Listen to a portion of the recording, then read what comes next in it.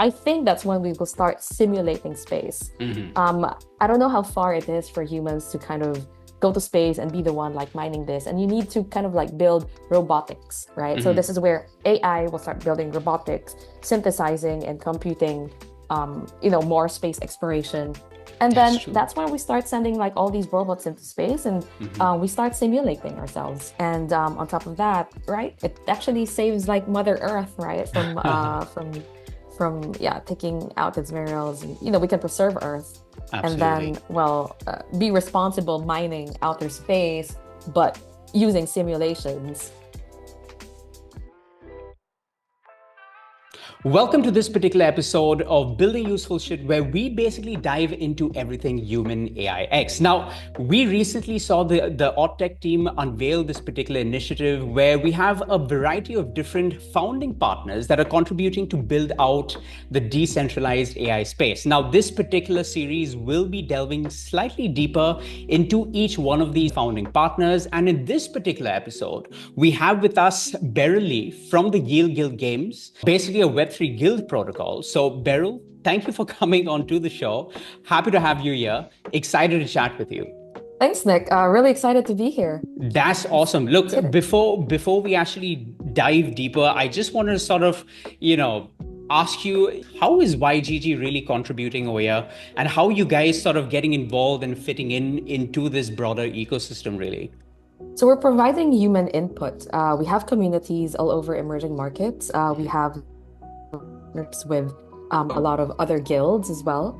We specialize in markets in the Philippines, emerging markets like Southeast Asia, Latin America, India as well, Turkey. Yes, and yeah, we're really excited bringing them on to take part with economic opportunities for them. Beryl, when it comes to AI, I mean, back in 2023, 2024, we saw a lot of different, GameFi projects that, where we saw the collaboration or the hybrid between gaming and AI take place.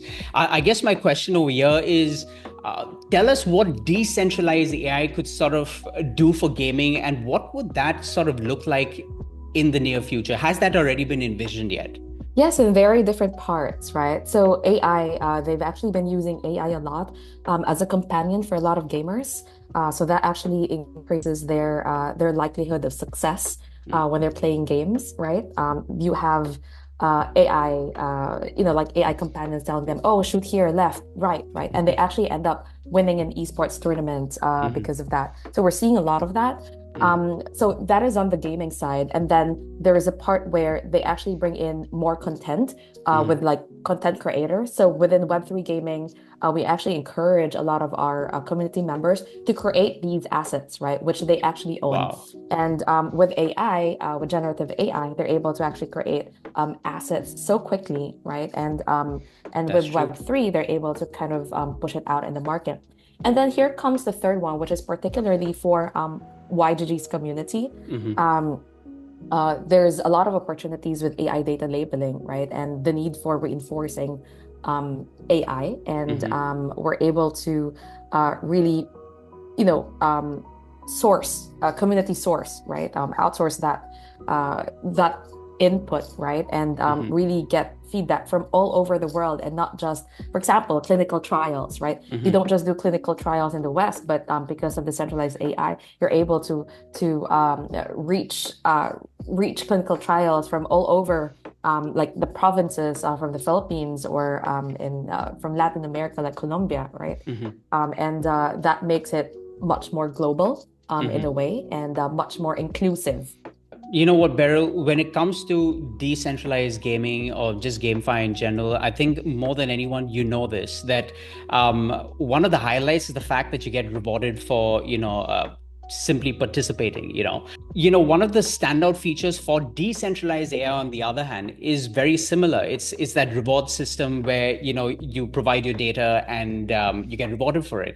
Is there some sort of rewarding system that HumanAIx is currently looking at or setting up at the moment that you would possibly know of? Yeah, absolutely. We're trying this out as well within the community within YGG. Wow. So we have data labelers from the Philippines. They spend a lot of, they spend their time and Hmm. hours, and depends on how deep they know the subject, and they get paid for it, right? Right. And this is also true for some of the partners that we've collaborated with. So, for example, for wearables, you Mm. know that wearables actually collect your data, right? That's And true. centralized company actually makes sense of it, and then they Hmm. actually sell it to third parties. Yeah. And it's part of the agreement. If you actually buy like a ring or like a band, right? It's in the small It's print. part of it, right? Like you have to accept the terms and conditions, Yeah. and that's what's happening. But what Web3 AI, decentralized AI, is doing is you own your data.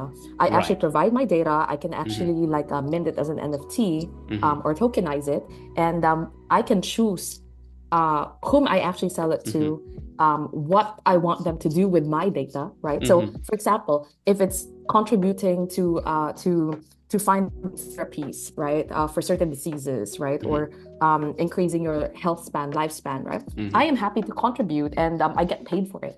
Right. So I own my data. I get paid for whatever I choose to do with it. That is decentralized AI. That's awesome to know. And excited to see what HumanAIx overall has, once they've completely built out, and, how the founding members in general have contributed to that. Um, Look, Beryl, I want to slightly deviate over here Mhm. into a little bit more pro AI. Um, and ask you, I was reading this question, or rather this debate over, open and closed source AI. And, the one sort of justification by a lot of these tech giants they give for being closed source is the fact that they're sort of protecting humanity from misuse and basically ethical usage. Mhm.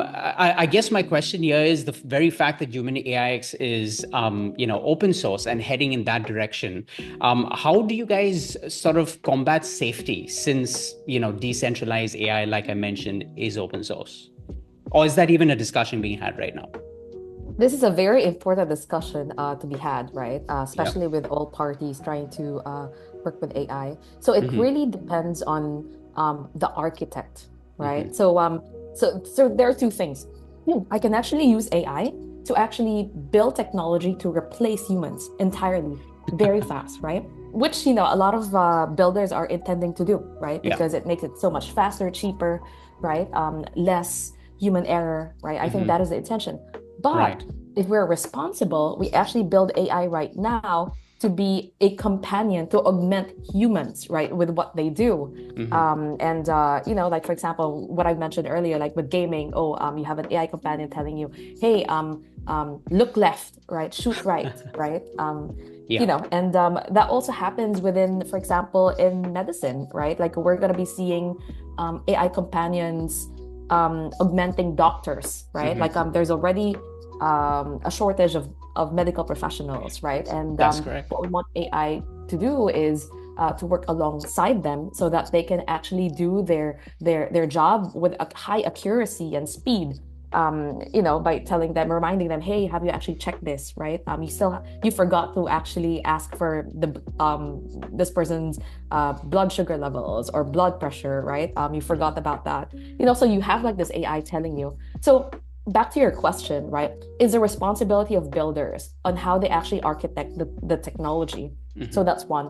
The second one is this is where a lot of like government bodies will have to be involved. And if we actually start self-regulating ourselves, right? So for example, with HumanAIx, this could be a discussion amongst ourselves and um, how do we do this, right?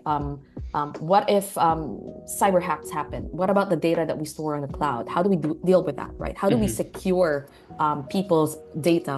How do we, there's so many questions around. I think the biggest threat right now is privacy, right? Especially in today's world. How do we protect that, right? Hmm. There's so many questions around it, and I think we need to have those conversations now rather than later, just because technology, just there's a lot of engineers like building right now and thinking about what can my product do versus the responsibility, right? Our responsibility as builders and innovators in the space. There's a lot like going on, and this is why HumanAIx is this collaborative initiative is important because you get to brainstorm ideas and ask really important questions, right? For Mhm. society, for what we build for the future. No, that's awesome. In fact, another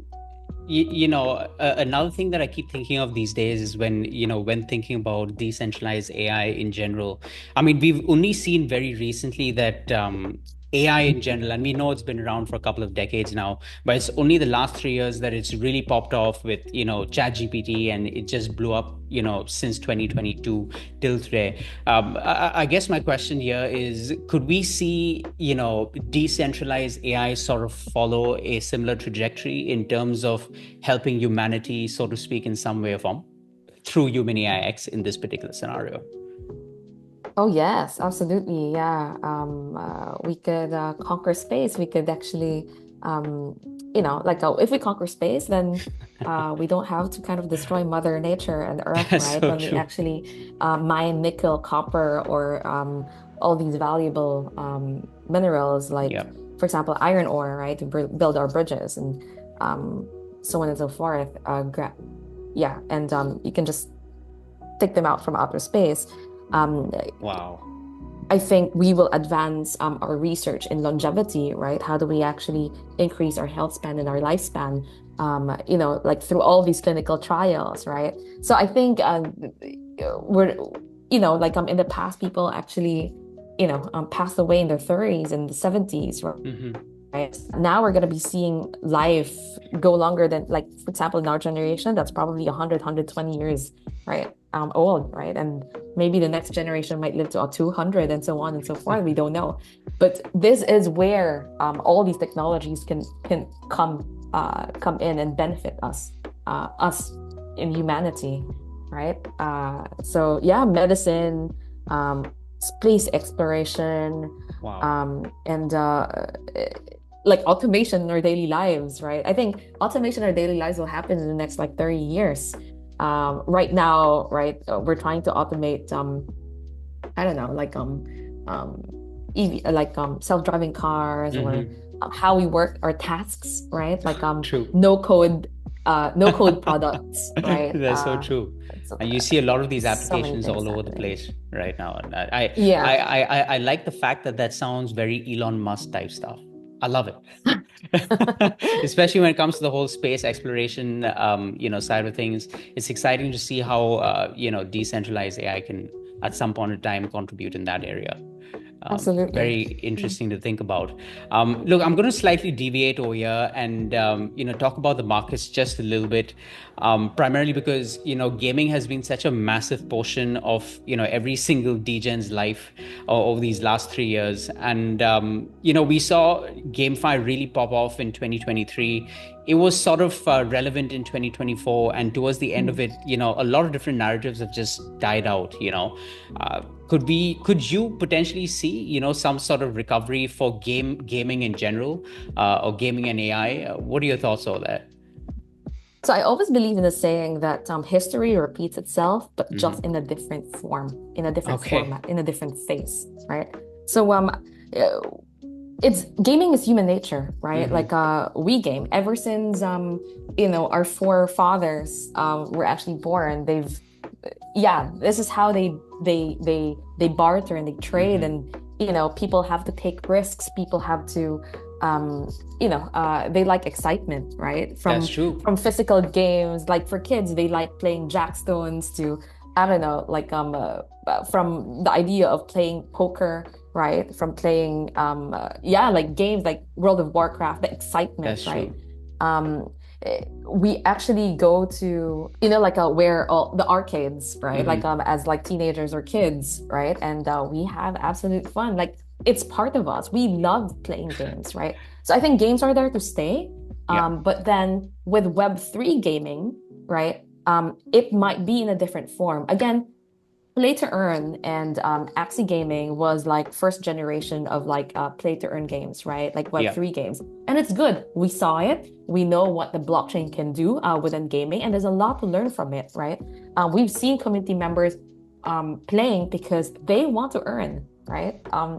That's just the excitement from it, right? The ability to grow their assets, right? Multiply them, the ability to be able to earn yield and rewards, right? It's Hmm. fascinating. That's what we all want, right? But then we need to figure out models that are more sustainable within gaming and move towards, I don't know, a different form, right? And so, yeah, so back to your question, gaming is here to stay, right? But it might be in a different form. And I don't know what that form is. Nobody knows, right? Yeah, no, I completely agree with that because I remember back in 2022, 2021, where, NFTs was such a massive portion of, Yeah. most of our lives. It died out in a way where we all were like, you know what, it's never going to recover, this, that, and the other. Hmm. But it came back just in a different form and different usage. May not have been as popular as it was back in 2021, but Yeah. it's around. So Yeah. yeah, I like I was that. gonna say that people move to meme coins. But no, well, yeah, like again, history repeats itself, but just in a different form, and people just gamified meme coin trading, Yeah, that's right? Like, true. That's true. All right, final question for you, Beryl. Let's get a little crazy for a second. Let's think of the wildest, most insane, out of this world sort of AI powered game that doesn't exist today. What could you potentially imagine that could be real thanks to decentralized AI? okay, I don't know how far in the future, but I'll tell you what I'm kind of like All right. thinking. So let's just say there's optimization Mhm. with nuclear plants, that produce a lot of these that can help produce computing power. And then, Mhm. of course, I think I've heard that Microsoft just launched like a million qubits chips. So Yeah. supercomputing will start existing. Therefore, it's so easy to start synthesizing all these AI models, right? I think that's when we will start simulating space. Mhm. Um, I don't know how far it is for humans to kind of go to space and be the one like mining this. And you need to kind of like build robotics, right? So this Mhm. is where AI will start building robotics, synthesizing and computing, more space exploration. And That's then true. that's when we start sending like all these robots into space and Mhm. we start simulating ourselves, right? Simulating through games. And this is where AI can start building games that are meant for space simulation, right? Mhm. And you can gamify that experience. That's the point of gaming. You gamify real world experiences so that it becomes ultra exciting, right? And mind blowing. And this is what we can do. And on top of that, right, it actually saves like Mother Earth, right, from yeah, taking out its minerals, and we can preserve Earth, and then Absolutely. well, be responsible mining outer space, but using simulations. So we've been doing this already with Throw the Bots, where a lot of the Right. community members start um, roaming. We call it the Earth Rover Challenge, right? And you have these robots that kind of like map out side streets, kind of like a Tesla, but sorry, yeah, what Tesla's doing, right? Mapping Mhm. out like the road. They're doing it, but with robots, right? And Wow. people in the Philippines are actually just are the ones maneuvering all these robots and mapping everything. And so I actually think that that's going to happen, but Mhm. space. Yeah. That's insane. But thank you so much for that, Beryl. Really enjoyed speaking with you and just understanding your Mhm. overall insight into, how YGG is contributing to HumanAIx. Really looking forward to seeing how this builds out overall in the next, let's say, next 12 months. But so happy to have had you on the show today and just heard all that you had to say. If you guys enjoyed this as well, do make sure to like, share, subscribe. Do make sure to tune in consistently into this particular series to get a little bit about what most of these founding partners are talking about. And as usual, I'll see you guys in our next video.